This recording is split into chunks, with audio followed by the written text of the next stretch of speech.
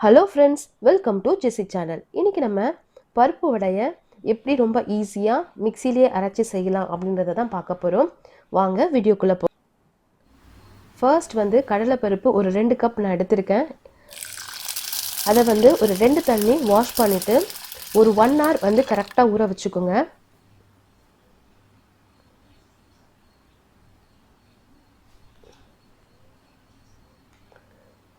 One hour ஊறிடுச்சு. அதுக்கப்புறம் நம்ம என்ன பண்ணணும்னா அந்த தண்ணியெல்லாம் வடிச்சு எடுத்துட்டு வெறும் கடலைப்பருப்பை மட்டும் மிக்ஸி ஜாரில் சேர்த்துக்கோங்க.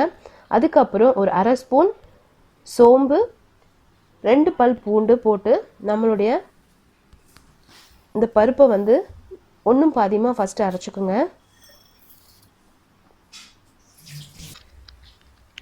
மிக்ஸி அரைக்கும் போது விட்டு விட்டு போடுங்க. ஒரு ஏடியாக போட்டிங்கனாலும் சூடு ஏறிடும், நம்மளுடைய வடை நல்லா வராது. இப்போ பாருங்கள் ஓரளவுக்கு அரைப்பட்டுச்சு. இப்போது தேவையான அளவு தண்ணி கொஞ்சம் கொஞ்சமாக சேர்த்துக்குங்க, தெளித்து சேர்த்துக்குங்க. ஸோ நம்மளுடைய பருப்பு வடைக்கு பருப்பு நம்ம அரைச்சாச்சு. இது நம்ம ஒன்றும் பாதியமாகவும் அரைக்கலாம், இல்லை எங்களுக்கு நல்லா மையாக தான் பிடிக்கும், பருப்பாக இருக்கிறது பிடிக்காதுன்னு நினச்சிங்கன்னா நல்லா மையாக அரைச்சிக்கலாம். அதில் உப்பு தேவையான அளவு, வெங்காயம் ஒரு வெங்காயத்தை குட்டி குட்டியாக கட் பண்ணி வச்சு சேர்த்துருக்கோம். அதுக்கப்புறம் கருவேப்பிலை, பச்சை மிளகாய் நம்ம காரத்துக்கு ஏற்றாப்புல 1 or 2 சேர்த்துக்கலாம். இப்போது இந்த ஸ்டேஜில் நீங்கள் என்ன பண்ணிக்கோங்கன்னா நம்மளுடைய எல்லாமே பருப்பு வடைக்கு தேவையானது எல்லாமே நம்ம மிக்ஸ் பண்ணி வச்சுட்டோம். இப்போது நம்மளுடைய ஸ்டவ்வில் ஒரு பேன் வச்சு நம்மளுடைய வடையை பொரிச்செடுக்கிறதுக்கு தேவையான அளவு எண்ணெய் சேர்த்து ஹீட் பண்ண வச்சுடுங்க. அதுக்கப்புறம் நம்ம என்ன பண்ணலான்னா வடை நமக்கு எந்த சைஸ்க்கு தேவையோ அந்த சைஸ்க்கு குட்டி குட்டியாக உருண்டை பிடிச்சி வச்சுக்கிட்டிங்கன்னா நமக்கு ரொம்பவே ஈஸியாக பருப்பு வடையை போட்டு எடுத்துடலாம். பாருங்கள், ஆல்ரெடி உருண்டை பிடிச்சி வச்சுருக்கதை எடுத்து என்ன பண்ணலான்னா நம்ம இது மாதிரி குட்டி குட்டியாக வடை எப்படி இருக்குமோ அந்த ஷேப்புக்கு நம்ம தட்டி நம்ம எண்ணெயில் சேர்த்துட்டோன்னா நம்மளுடைய எண்ணெயில் சேர்த்துக்கலாம்.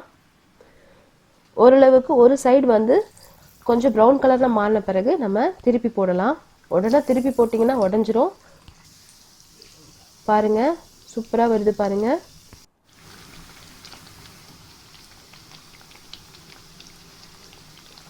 இப்படி கொஞ்சம் கொஞ்சமாக நம்ம ஒவ்வொரு பக்கமும் மாற்றி மாற்றி விடுங்க. வடையை ரொம்ப கருக விட்டுறாதீங்க, நல்லா இருக்காது. இந்த மாதிரி நம்ம எடுத்துட்டோன்னா நம்மளுடைய வடை சூப்பராக இருக்கும். பாருங்கள், இந்த வெங்காயம்லாம் லைட்டாக ப்ரௌன் ஆகிருக்கு, ரொம்பவும் ப்ரௌனாக விடாதீங்க, நல்லா இருக்காது. பாருங்கள், நம்மளுடைய பருப்பு வடை, அதாவது பருப்பு வடைனும் சொல்லலாம், மசால் வடைனும் சொல்லலாம், நம்மளுடைய வடை ரெடி ஆகிடுச்சு. இந்த மெத்தடில் நீங்கள் வடை செஞ்சு பாருங்கள்.